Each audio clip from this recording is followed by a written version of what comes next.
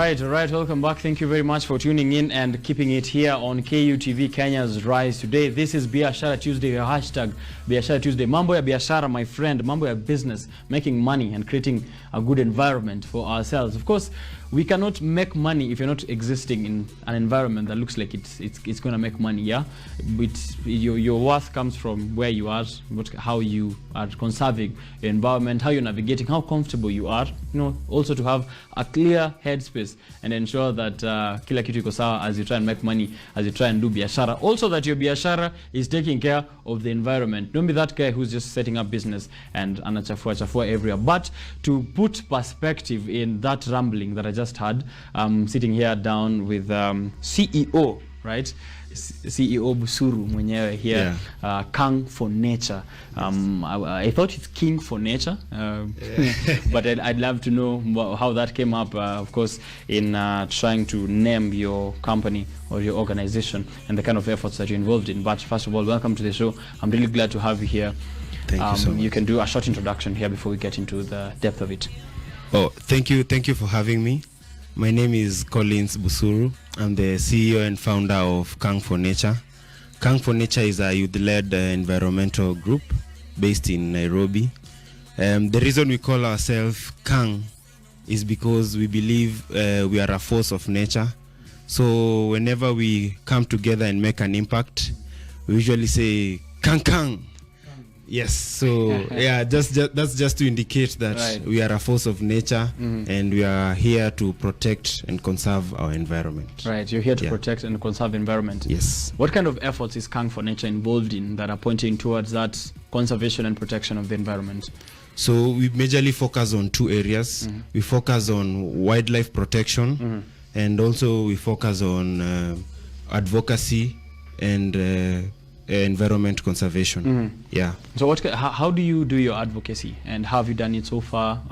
Has it yielded efforts? Yes.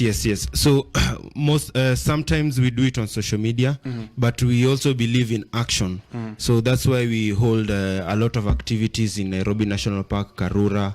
Yeah. For instance, we are having a week-long volunteership program in Karura, beginning yesterday. We began yesterday on Monday, and it's going all the way to Saturday. Right. So apart from advocating on social media, on Twitter, and trying to inform a lot of people, we also try to go on ground and make an impact. Right. On that. I was looking here at your social media, and you are aiming to make Kenya the SI unit of conservation while creating a network of peer support and cooperation to leave our environment better. So I understand peer support is involving the youth mostly, who are your peers, our peers. Yes. What is the role you would say is what is the role that youth are playing right now, especially now that they are the majority of the demographic, in ensuring we have a better future, a better planet for us?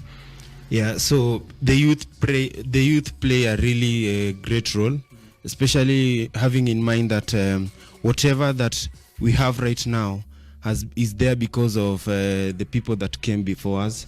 So for us, we need to protect it. We need to protect this rich heritage that we have, especially when it comes to wildlife, because it's not ours it's not our resources to use.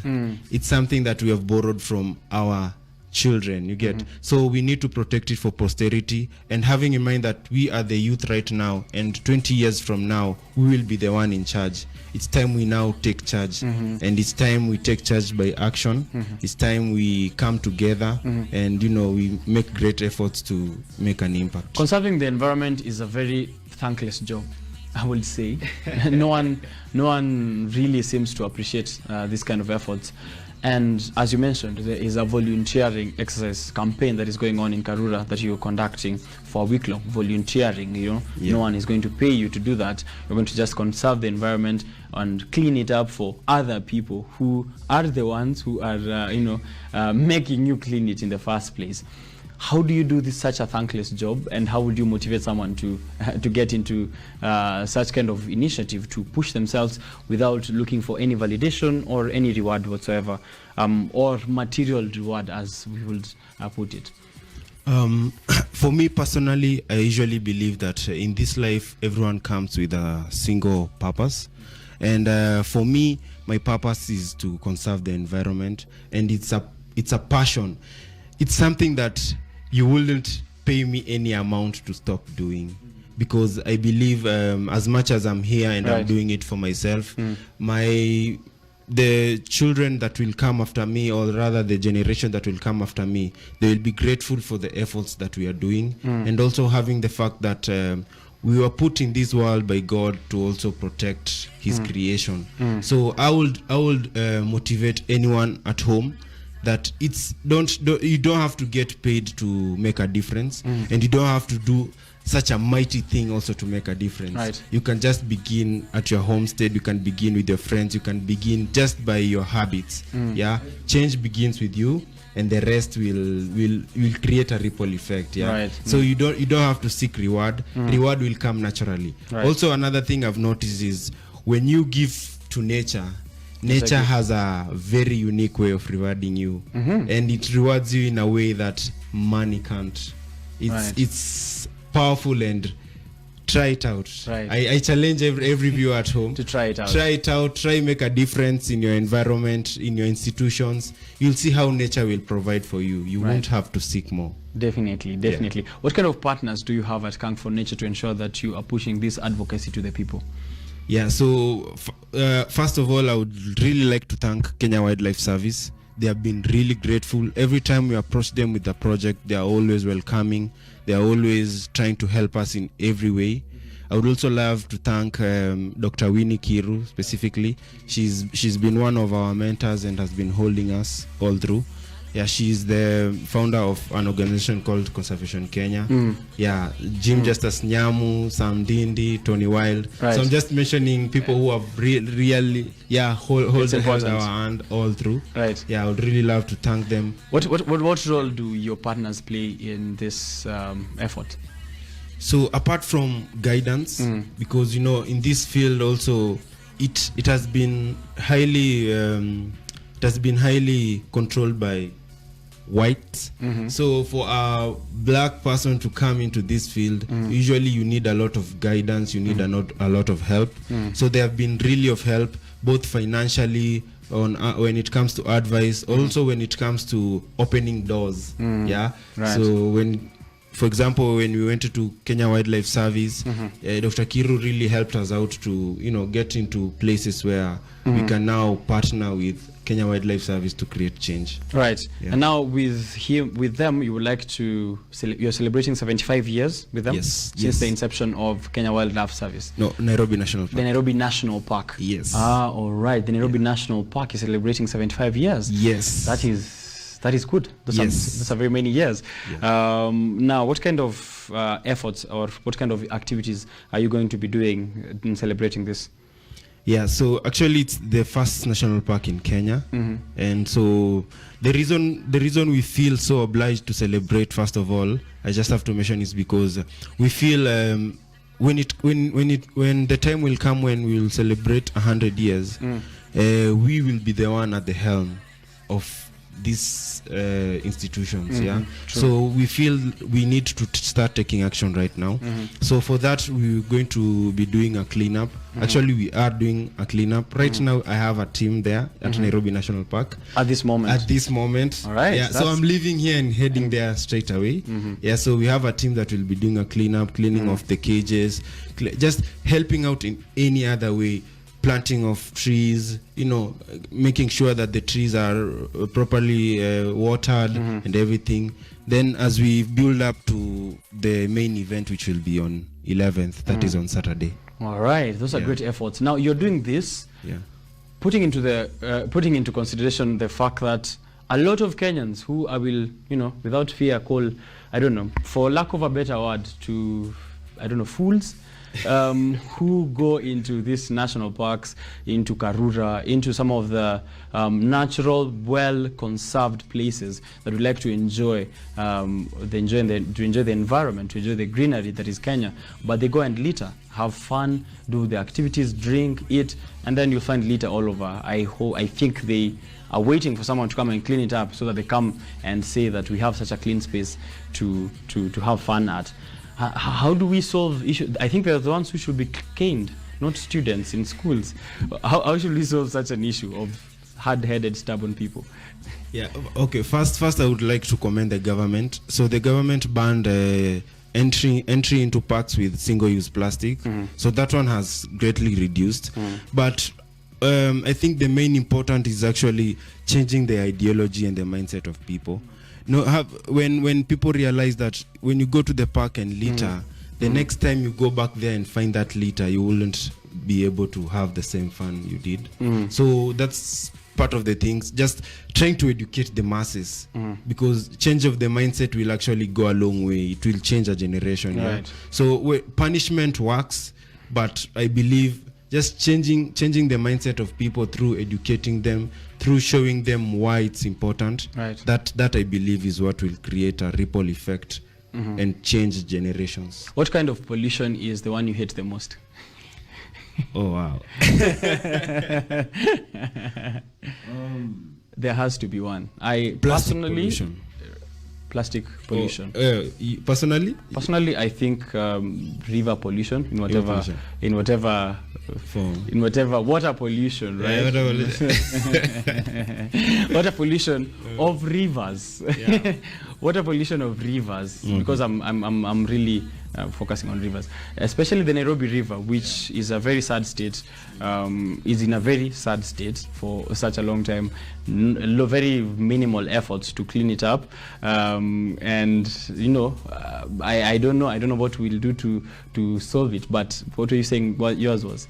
Oh, I was saying plastic pollution. Okay, the reason I'm saying that is because it influences almost all aspects of our environment, from rivers to wildlife to land, all areas. Yeah. So I think plastic has played a really huge role in destroying our environment, and the moment we crack that menace, it will really create a great difference. And now we have masks all over. Another one. Right? Yeah. People just putting on masks and throwing them on everywhere. Yeah. Looks like we are trying to pretend that we care about the environment, but we are putting on masks that we've been putting on our whole lives, right? That mask of not caring about the environment, looking like you don't care, or looking like you care and then you don't really care. But still, that is what is happening right at the moment. So we have to change the mindset. That's what you're saying, to ensure that we're changing the mindset. But now, the government, in other efforts, is not only changing the mindset, but is introducing punishment. I said I'd love for it to be caning, but for them, it's 20,000 of fine. As you can see, I was here in the morning on the newspaper review earlier on. I was taking a look at the headlines on the Business Daily, and on top there is that homes and households are going to households and business owners are going to be facing 20,000 in fine or 6 months in jail for failure to separate degradable and non-degradable garbage in legal changes that are aimed at curbing environmental pollution. This is in the Sustainable Waste Management Bill 2021, and if that passes in that new clause, it will compel everyone to have green bins, which will be used in collecting organic waste, while blue and yellow bins will be used for dry and special waste, respectively. You can get this story on page 4 of the Business Daily. Are these good efforts?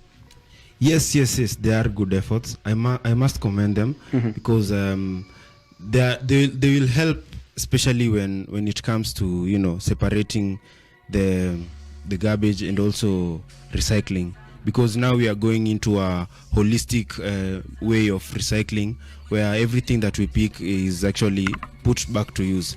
But what I will challenge the government is, once they pick the garbage, let's not use the same old method we have been using, where we pick and go dump it in Dandora, right. And then it ends up in the rivers and then comes back to where it all began.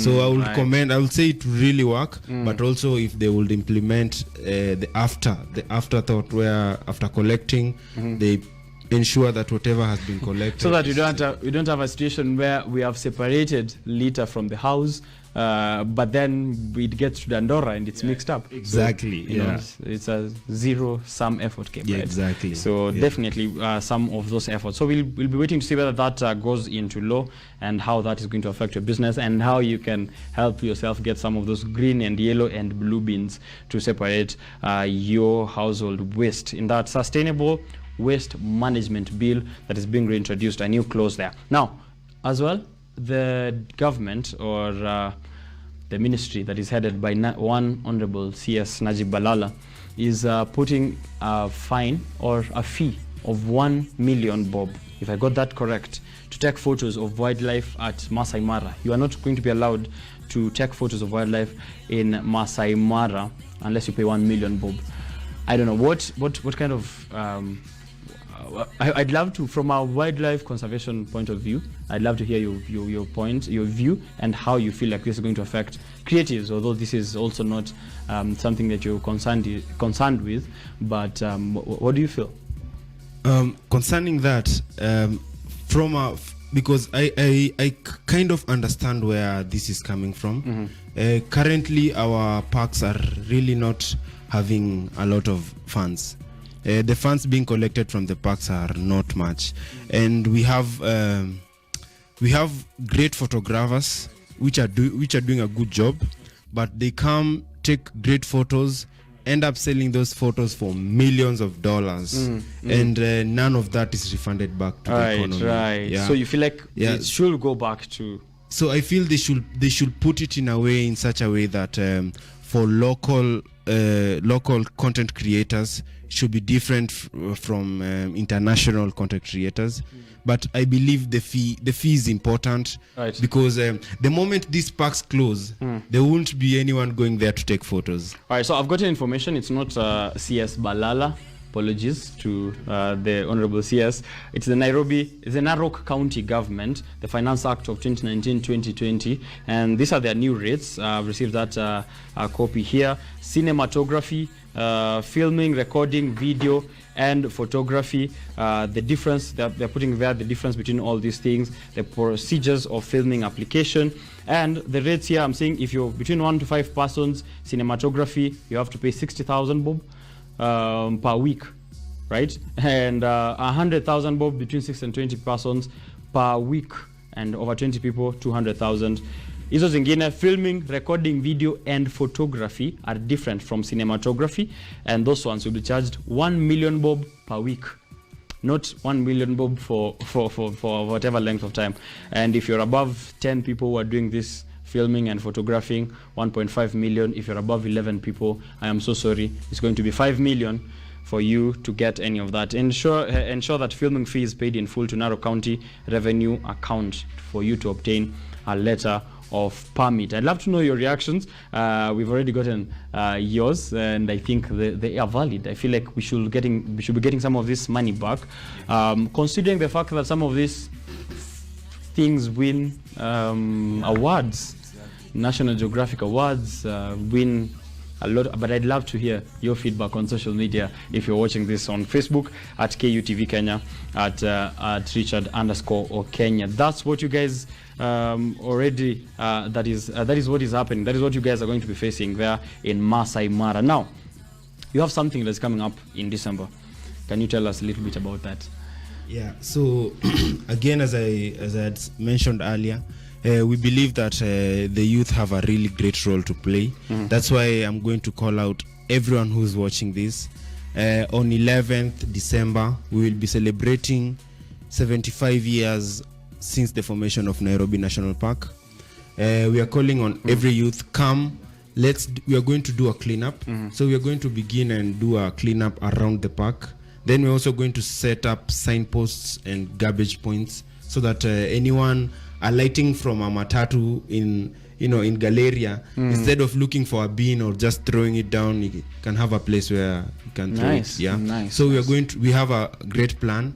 If interested, please contact us at Kang4Nature. So we're going to go on Saturday from 8 a.m. It's going to be a cleanup up to around 12 a.m. Then after that, we're going to arrange for a game drive inside the park, so that we just embrace and love our rich heritage, which is our wildlife. Superb. How can they get you on social media?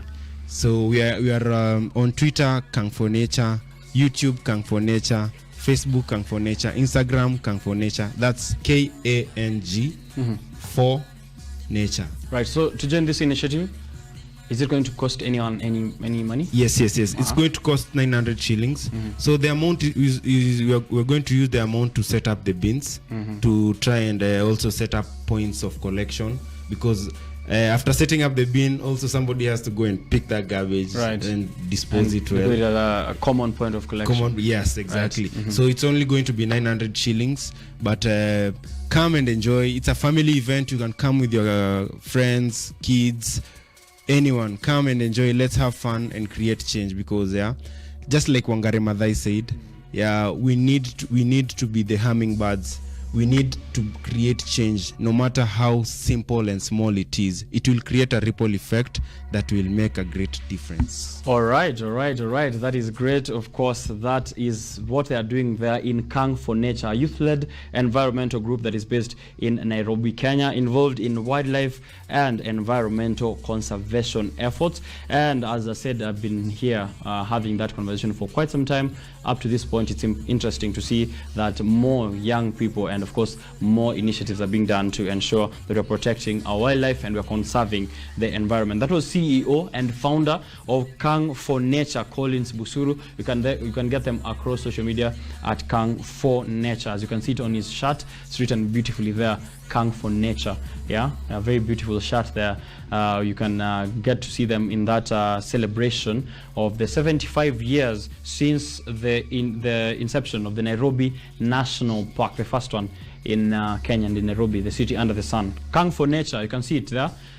Get them on social media and join those efforts. 900 bob. Go set up on the 11th of December. Join them as they conduct that cleanup of the Nairobi National Park, and they'll be doing a game drive. Cleanup equipments will be there, lunch, transport, park entrance, and much more. You're going to have fun. It's definitely going to be one very important initiative towards conserving and showing efforts that the youth are doing to keeping the environment clean and protecting our future, right? Thank you very much, and I hope you go to COP27. Definitely. It's going to be just up here in Egypt, as per the information I've received. I hope so too. All right, thank you very much, and I hope we get to have you here again. Yes, definitely. Right, now I am leaving you guys with a technology segment of the day, that is Tech Voice. It's time we take a look at a bit of technology and how you can use it, or how you can avoid to use it to keep yourself safe. But after that, I'll be coming back to continue this conversation that we're having here on Biashara Tuesday. Remember, it's matters of business, politics, the economy, and everything in between. I'm coming up with politics. We've had the environment and how it's affecting business. I'm coming up with politics next with Ngoire Migwi and Dr. Susan. Both are Susans. One is a doctor, one is a political scientist. But we'll be having them on set here, the two Susans, S squared, here to discuss matters of women in politics. What is the role of women in politics? What kind of efforts, what kind of challenges are there? And how do we ensure that more efforts are being done to ensure we get women in politics and leadership? And why should we even do that? So don't miss out on that. Engage me across social media, and then I'll be back with more. Don't go too far.